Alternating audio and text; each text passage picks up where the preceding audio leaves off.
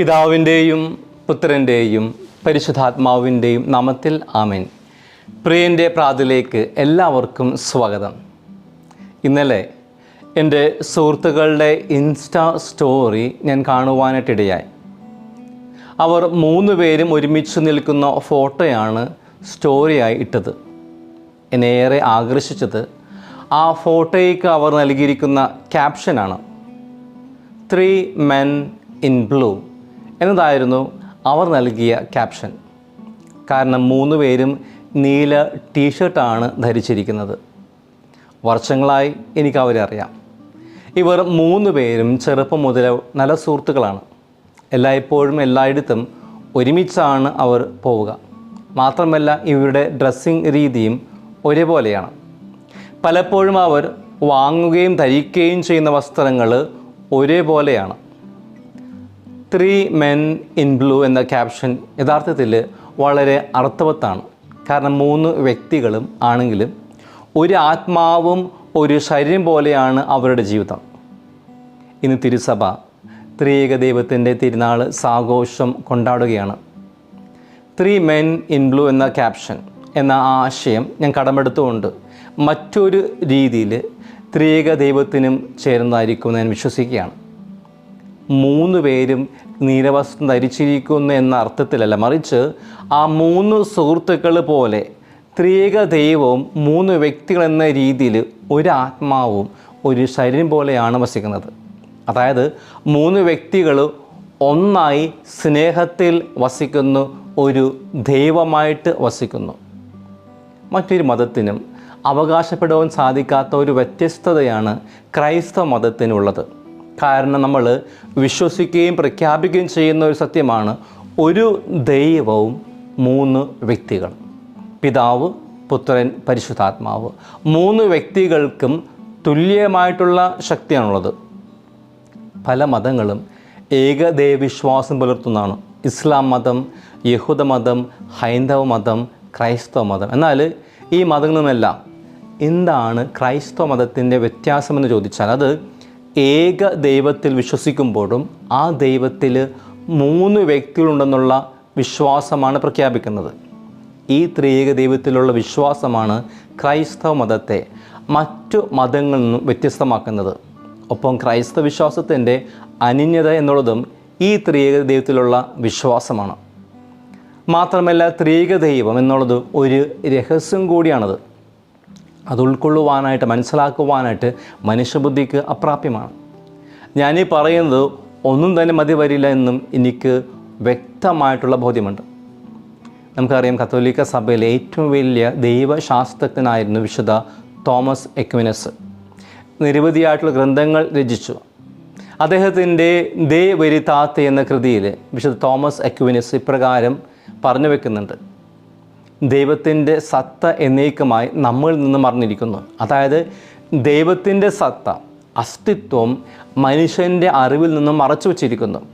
ദൈവത്തെ പൂർണ്ണമായിട്ട് മനസ്സിലാക്കുവാനായിട്ട് മനുഷ്യന് സാധിക്കില്ല. മാത്രമല്ല അവൻ്റെ വാക്കുകൾക്കോ അവൻ്റെ ചിന്തകൾക്കോ ഒന്നും തന്നെ ദൈവത്തെ പൂർണ്ണമായിട്ട് അവതരിപ്പിക്കുവാനായിട്ട് സാധിക്കില്ല.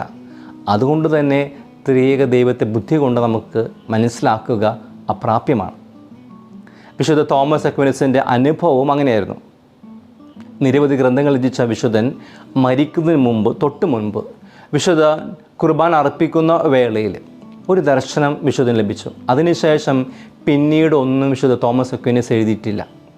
പിന്നീടുള്ള ദിവസങ്ങളിൽ ഒന്നും തന്നെ എഴുതാതിരുന്നപ്പോൾ സഹോദരൻ റിജിനാൾഡ് അതേക്കുറിച്ച് ചോദിക്കുകയുണ്ടായി. അതിന് വിശുദ്ധ തോമസ് അക്വിനസിൻ്റെ മറുപടി ഇങ്ങനെയായിരുന്നു: എനിക്കിനി ഒന്നും എഴുതുവാൻ സാധിക്കില്ല, എനിക്കിനി ഒന്നും ചെയ്യുവാനായിട്ട് കഴിയില്ല. കാരണം എനിക്ക് വെളിപ്പെട്ട കാര്യങ്ങളും ഞാൻ എഴുതിയ വസ്തുക്കളും തമ്മിൽ താരതമ്യം ചെയ്യുമ്പോൾ ഞാൻ എഴുതെല്ലാം വെറും വൈക്കോൽ പോലെ എന്ന് എനിക്ക് മനസ്സിലാകുന്നു. ഇതിൽ നിന്നുമെല്ലാം നമുക്ക് മനസ്സിലാക്കാൻ സാധിക്കുക ത്രിയേക ദൈവം എന്നത് ഒരു രഹസ്യമാണ്. ത്രിയേക ദൈവത്തെക്കുറിച്ചുള്ള അറിവ് ഒരിക്കലും യഹൂദർക്കുണ്ടായിരുന്നില്ല. അത് മനസ്സിലാക്കുവാനായിട്ട് അവർക്ക് എളുപ്പവുമായിരുന്നില്ല. ദൈവം ഏകനാണെന്ന് അവർക്കറിയാം. എന്നാൽ ദൈവം ത്രിയേകമാണെന്ന് ഗ്രഹിക്കുവാനായിട്ട് അവർക്ക് കഴിഞ്ഞില്ല.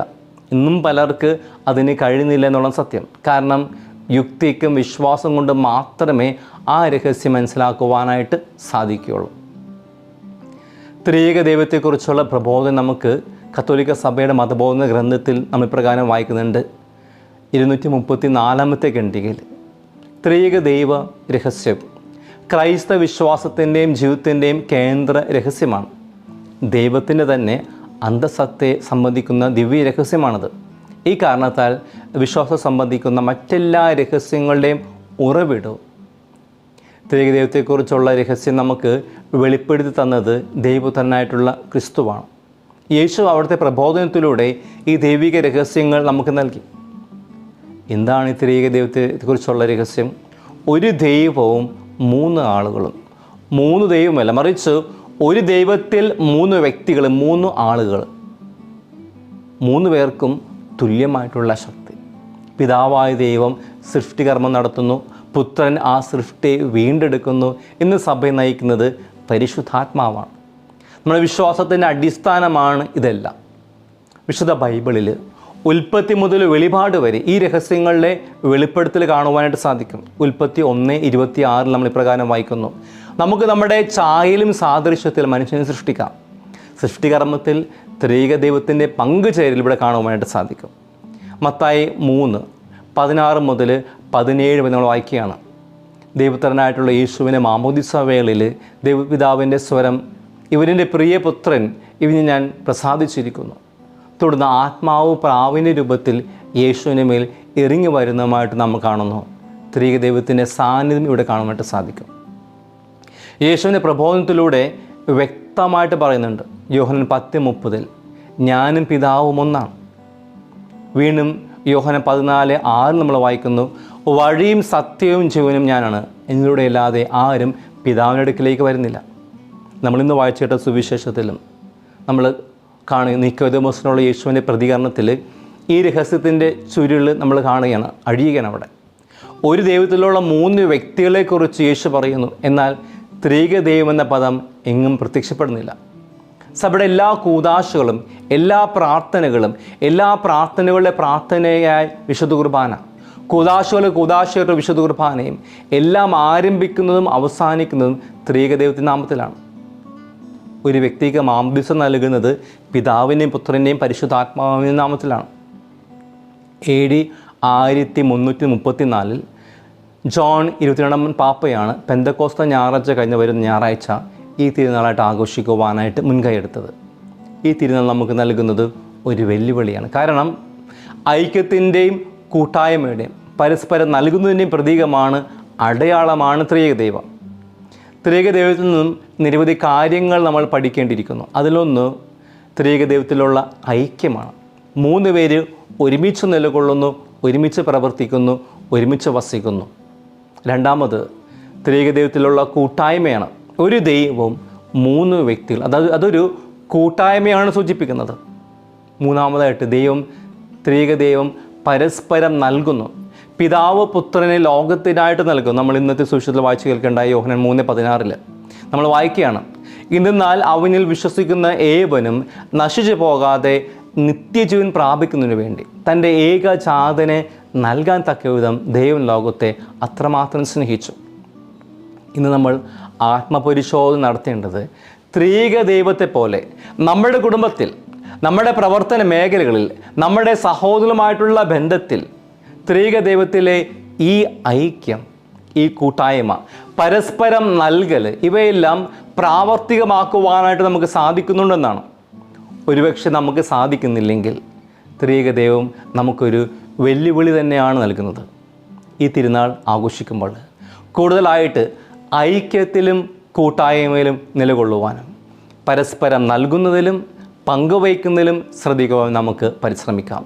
ത്രിയേക ദൈവം നമ്മെ എല്ലാവരെയും അതിനായിട്ട് സഹായിക്കട്ടെ. പിതാവും പുത്രനും പരിശുദ്ധാത്മാവും നിങ്ങളെ അനുഗ്രഹിക്കുമാറാകട്ടെ. ഈശോ മിശിഹായിക്ക് സ്തുതിയായിരിക്കട്ടെ.